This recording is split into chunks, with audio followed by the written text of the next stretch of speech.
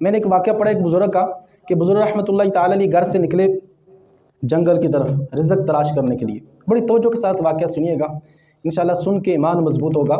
کہ رزق کی تلاش میں گھر سے نکلے، جنگل میں پہنچتے ہیں، دیکھا کہ سامنے ایک جانور نظر آتا ہے. وہ جانور کی کیفیت ایسی کہ اس کے پاؤں بھی نہیں، اس کے ہاتھ بھی نہیں، اور آنکھوں سے دیکھ نہیں سکتا، نہ اس کے ہاتھ نہ اس کی ٹانگیں، اور آنکھوں سے نہ بینا، لیکن ہے صحت مند، فربا ہے، تر و تازہ ہے.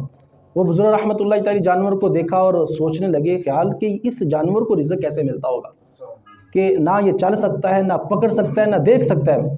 آج یہاں بیٹھتے ہیں اور اس جانور کو دیکھتے ہیں کہ اللہ اس جانور کو کیسے رزق دے گا. اب وہ جانور کے قریب ہی وہ بزرگ کی طرف بیٹھ گئے. ہوا یہ کہ تھوڑی دیر گزری، زمین شک ہوئی اور زمین سے 2 پیالے نمودار ہوئے، ایک شہد کا پیالہ اور ایک دودھ کا پیالہ. اب یہ بزرگ انہوں نے دیکھا، خیال یہ ہے کہ یہ جانور پیے گا کیسے، پکڑ سکتا نہیں، چل سکتا نہیں، دیکھ سکتا نہیں، آخر یہ کیسے کھائے گا، کیسے پیے گا. تو دیکھنے لگے، تھوڑی ہی دیر گزری کہ سامنے 2 پہاڑوں کے درمیان سے ایک بزرگ نمودار ہوتے ہیں.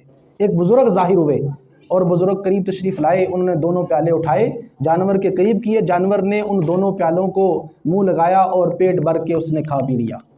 اب پیالے رکھے اور یہ جو بزرگ تھے یہ جانے لگے تو جو قریب بیٹھے بزرگ تھے انہوں نے دامن پکڑا، کہنے لگے کہ حضرت رک جائیے، مجھے بتائیے کہ آخر اس کا راز کیا ہے، آپ کون ہیں، آپ کہاں سے آتے ہیں. تو وہ بزرگ فرمانے لگے میں اللہ کا فرشتہ ہوں، یہ میری ڈیوٹی ہے، میں صبح اور شام یہاں آتا ہوں روزانہ اور اس جانور کو پیٹ بھر کے کھلاتا اور پلاتا ہوں، پھر چلا جاتا ہوں، یہ اللہ کی طرف سے یہ میری ڈیوٹی ہے. اب یہ انہوں نے دیکھا اور ایمان مضبوط ہوا کہ اللہ کی ذات دینے والی ہے. ایسا کرتا ہوں سامنے پہاڑ پہ میں بھی چلا جاتا ہوں، اللہ کی عبادت میں مصروف ہو جاتا ہوں، مجھے بھی اللہ رزق دے گا. اب ہوا یہ کہ یہ پہاڑ پہ گئے، قریب ہی چشمہ تھا، وضو کیا، قریب ہی جائے نماز لگائی، عبادت میں مصروف ہو گئے، روزے رکھنے لگے، نمازیں پڑھنے لگے، دن رات عبادت کر رہے ہیں. عبادت کرتے کرتے یوں 7 دن گزر گئے، ابھی تک بھوکے ہیں، کہیں سے رزق نہیں آیا. 7واں دن ہوا، آسمان کی طرف منہ کر کے اللہ کی بارگاہ میں دعا کرنے لگے، اے مالک، اے مولا، تو نے مجھے پیدا کیا، میں تیرا بندہ ہوں، مجھے غذا کا ایک لقمہ کھلا دے، بھوک سے نڈال ہو چکے ہیں. اے مالک، اے مولا، مجھے غذا کا لقمہ کھلا دے، اگر تو مجھے رزق نہیں دینا تو میری روح کو قبض کر لے.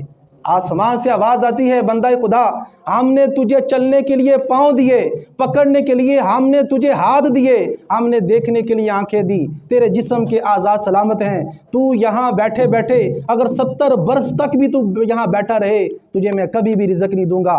تجھے سب آزاد دیے، تو محنت کر، تو کوشش کر، تو اسباب کو اختیار کر، ہم تجھے رزق دیں گے، اور جو تو کمائے گا خود بھی کھا اور محتاجوں کو بھی کھلا. جب یہ آواز سنی، آنکھیں کھلی، وہاں سے نکلے اور محنت میں مصروف ہوئے، اور جو کماتے تھے خود بھی کھاتے، محتاجوں کو بھی کھلاتے. اب دیکھیں اس واقعے کے اندر دونوں چیزیں ہیں.